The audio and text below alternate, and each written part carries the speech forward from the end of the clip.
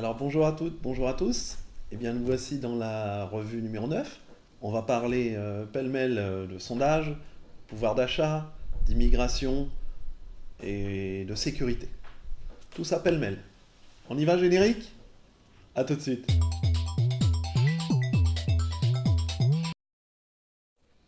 Alors le point de départ est un sondage. Un sondage ça a le temps de bouger, surtout d'ici 2019. Sondage sur les intentions de vote aux élections européennes. Je vous en donne les résultats rapidement. La République en marche, 21,5% d'intention de vote. Rassemblement national, Le Pen, 21%. Les Républicains, 14%. La France insoumise, 12,5%, etc., etc. Europe Écologie des Verts, 5%. Alors moi, du coup, j'essaie de comprendre. Je me pose la question, quels sont les domaines qui intéressent les électeurs? Premièrement, le pouvoir d'achat. Deuxièmement, l'immigration. Troisièmement, la sécurité. Donc à partir de là, je me dis, il y a un problème, il y a sûrement un souci de connaissance, d'information. Bon, c'est sûr, en écoutant les chaînes d'infos qui appartiennent à plus de 90% à des milliardaires, on nous fait prendre des vessies pour des lanternes, on est tous pareils. Alors, j'en viens au premier point. En ce qui concerne le pouvoir d'achat, une ou deux choses. J'entends parler depuis quelque temps là, d'un plan pauvreté. Alors, plan pauvreté Macron, c'est un budget qui a été évalué à 8,5 milliards d'euros sur 4 ans, dont 4 milliards vont aller à la revalorisation de la prime d'activité. Alors finalement, ça nous laisse à peine plus d'1 milliard par an pour financer toutes les autres mesures, soit un peu plus en gros de 100 euros par personne et par an. C'est bien peu, alors que le nombre de Français affectés, il approche les 9 millions. Maintenant, depuis des mois, j'essaie de vous informer sur la réalité du terrain. Premier exemple, les revenus financiers de l'année passée se sont élevés à 345 milliards d'euros en France. Quelle est la partie dont nous avons pu bénéficier en impôts, en taxes, j'en sais rien moi. C'est zéro, double zéro. C'est toujours pareil. Qu'est-ce qu'il faut attendre sur ce terrain-là de la part du chef de l'État? En juin dernier, il déplorait que la France, elle consacre un pognon de dingue pour venir en aide aux plus pauvres. On en reparlera sur un billet, parce que j'ai récupéré une lettre d'un bénéficiaire du RSA que je vais citer, parce qu'elle elle le mérite vraiment. C'est tout à fait dans la réalité. On en reparlera. Le 26 août, il a chargé son Premier ministre, président, il a chargé son Premier ministre d'annoncer que l'aide personnalisée au logement, les APL, les allocations familiales, les retraites, elles ne vont augmenter que de 0,3% en 2019. En 2020, ce sera pareil. Alors si on réfléchit, l'inflation c'est 1,7. Donc à chaque fois en réalité, on va y perdre 1,4. La dégressivité des allocations chômage, pas plus tard qu'aujourd'hui, ou hier, bon, enfin, voilà quoi. On nous fait prendre des vessies pour des lanternes, quand on vous dit on vous augmente, puis finalement on s'aperçoit que l'inflation c'est 1,7, bah non, on n'est pas augmenté, on baisse nos salaires. Bon, moi j'essaie de réfléchir. Plus un ménage avec enfant il est pauvre, plus l'APL elle est importante pour pouvoir loger la locataire et sa famille. Plus les autres ressources de revenus du ménage elles sont maigres, plus les allocations familiales elles sont précieuses pour nourrir, vêtir les enfants. Bon, dès lors, alors il faut se poser la question, comment est-ce qu'on peut prétendre lutter contre la pauvreté en commençant par réduire le pouvoir d'achat des deux prestations sociales qui vont contribuer à corriger les inégalités de revenus? J'en parlais il y a pas plus tard que cette semaine avec une de mes tantes adorées. Oui, mes tantes, elles sont adorées. Comment elle me disait, comment est-ce qu'on peut en arriver à avoir travaillé durement toute sa vie, et pour le coup c'est le cas pour mes tantes, et ne pas arriver à se nourrir décemment à presque 70 ans. C'est bon, il y a un calcul à faire, c'est pas normal, bien sûr c'est pas normal. La solution, à mon avis, c'est pas celle qu'elle m'a donnée, elle va m'assassiner. À mon avis, c'est pas celle-là. Mais il y a des solutions, faut pas se tromper. Je reviens à ce que je disais précédemment. Dans un rapport qui a été publié le 2 mai dernier par l'Observatoire national de la pauvreté et de l'exclusion sociale, ça s'appelle l'ONPES, ils ont démontré que les dépenses de logement entre 2006 et 2013 avaient augmenté 1,7 fois plus vite que les revenus totaux des ménages les plus pauvres. Bon, tout est vraiment déséquilibré, quoi. C'est la folie. C'est quasiment un doublement du taux d'effort en 7 ans. Ça a été confirmé par l'INSEE. Bon, Voilà, hein, on va pas rentrer dans les chiffres, hein, mais les familles à bas revenus, en gros, ils engloutissent 33,6% de leurs ressources mensuelles. Et c'est énorme, c'est beaucoup trop. Comment voulez-vous qu'ils s'en sortent? C'est pas possible. Alors, ce qui est vrai, hein, pour les familles avec enfants, bah, c'est vrai aussi pour les retraités aux petites pensions. Il va falloir commencer à y penser, hein, les copains. Bon, les petites pensions qui sont souvent les retraités vivant seuls. Les pensions, elles ne vont augmenter que de 0,3% en 2019, comme en 2020, et après avoir baissé en net de 1,83% en 2018 à cause de la hausse de la CSG. Hein, encore une fois, hein, on nous dit qu'on nous fait des cadeaux, et puis finalement, on ne nous en fait pas du tout. C'est l'inverse, c'est des effets de langage. Hein, mais dans la réalité, c'est pas ça. Bon, alors réfléchissons encore une fois, on essaie de réfléchir. Hein. Quand on est en HLM, avec une petite retraite, bah, on subit aussi la double peine qui est infligée par Macron aux ménages pauvres avec des enfants. Le pouvoir d'achat des pensions de retraite, des allocations de l'APL devrait baisser de 3 à 4% sur 2 ans, voire plus si l'inflation dépasse 2% par an. Bon, pour info, notre président Macron, hein, pour sa dernière année de cadre bancaire chez Rothschild, encore Rothschild, il avait empoché, salaire et primes comprises, 140 fois le SMIC net chaque mois. Comment vous pouvez avoir confiance en ces gens-là? Qu'est-ce qu'ils y connaissent? Qu'est-ce qu'ils y connaissent? Ils viennent de ce milieu-là, d'un milieu qui a jamais connu la difficulté, la vraie difficulté en tout cas. Un pognon de dingue, ouais, bah, en parlant de ça, c'est un pognon de dingue ça. C'est ce qu'il faudrait dire. C'est pas dans l'autre sens que c'est un pognon de dingue, c'est dans ce sens-là.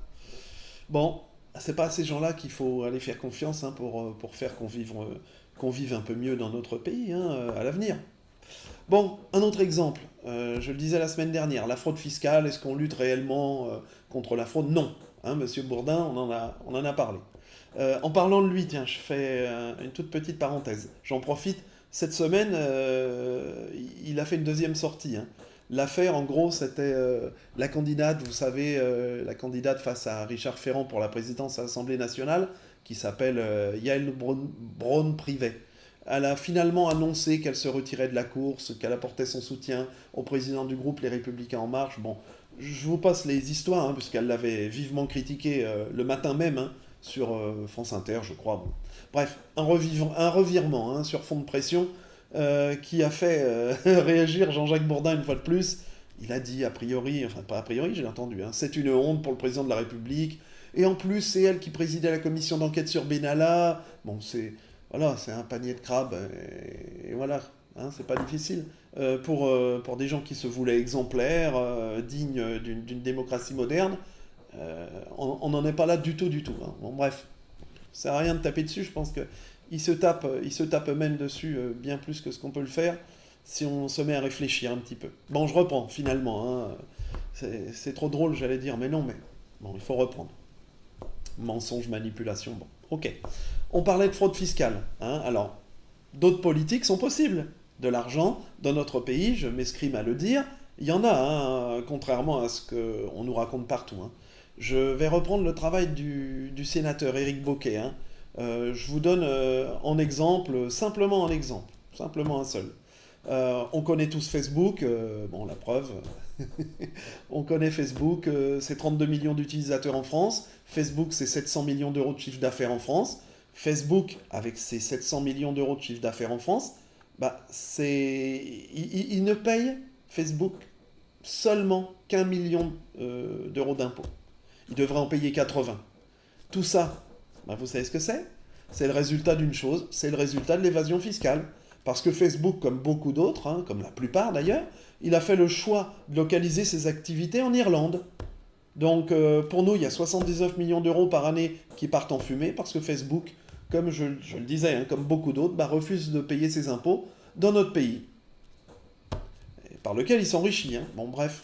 Alors ça, c'est qu'un exemple. Hein. Je ne vais pas vous parler d'Airbnb, de Google, d'Amazon, etc., etc., etc. Il y en a à l'appel. Ils font exactement la même chose. Si on était capable d'aller chercher ces 79 millions d'euros multipliés par X à l'échelle de l'Union européenne, bah c'est 1000 milliards d'euros qu'on récupérerait.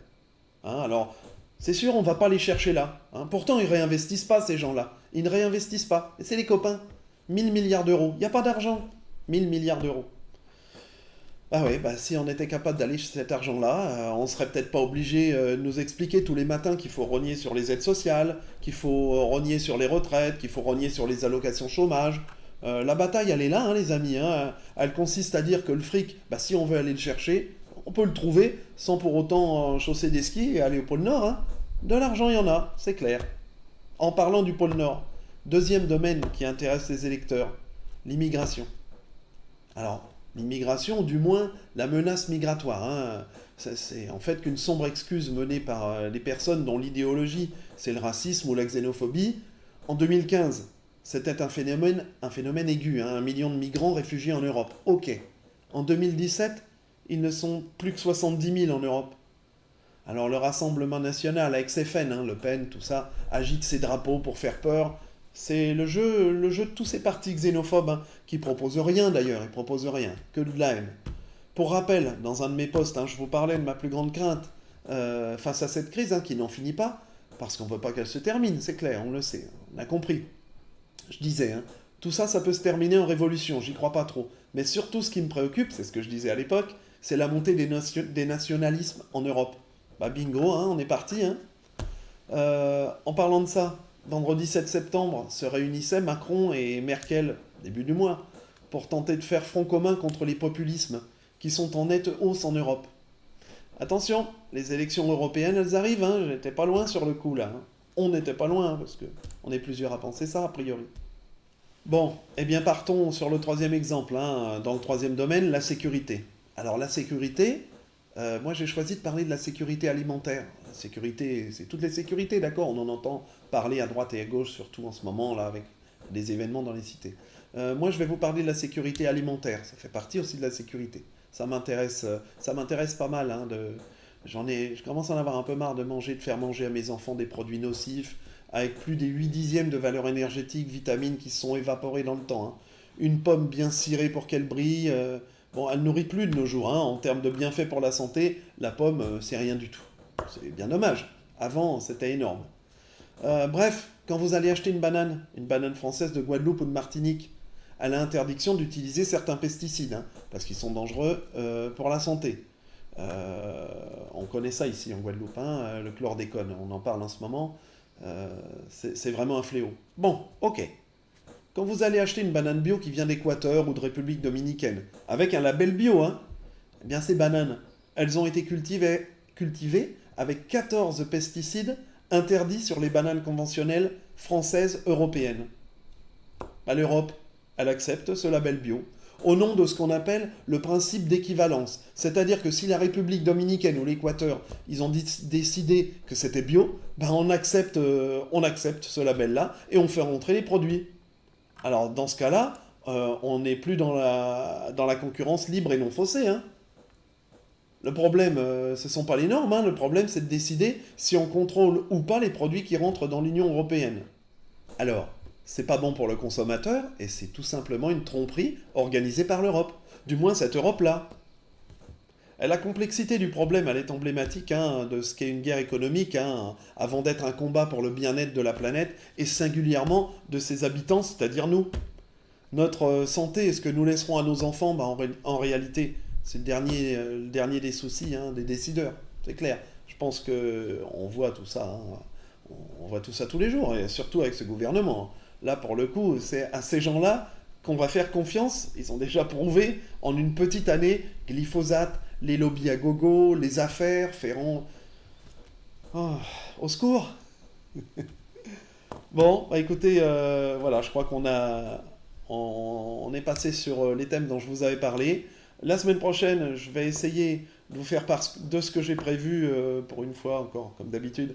À moins qu'on ait de nouveau une casserole de plus qui nous tombe dessus entre-temps. On va parler, pour faire le lien, de l'incompatibilité entre le libéralisme effréné dont nous subissons les assauts tous les jours avec cette politique, et où l'homme il est relégué bien loin derrière, et ben cette incompatibilité avec l'écologie dont nous avons de plus en plus besoin. Ok, écoutez, d'ici là, portez-vous bien, on réfléchit, on met des pouces partout, on envoie à ses copains, un peu à tout le monde, on essaie de faire bouger tout ça parce que je pense qu'on en a besoin. Hein. D'ici là, bon dimanche, et puis bonne semaine. On se revoit dans la semaine pour les billets, et puis la semaine prochaine pour une revue un peu plus complète.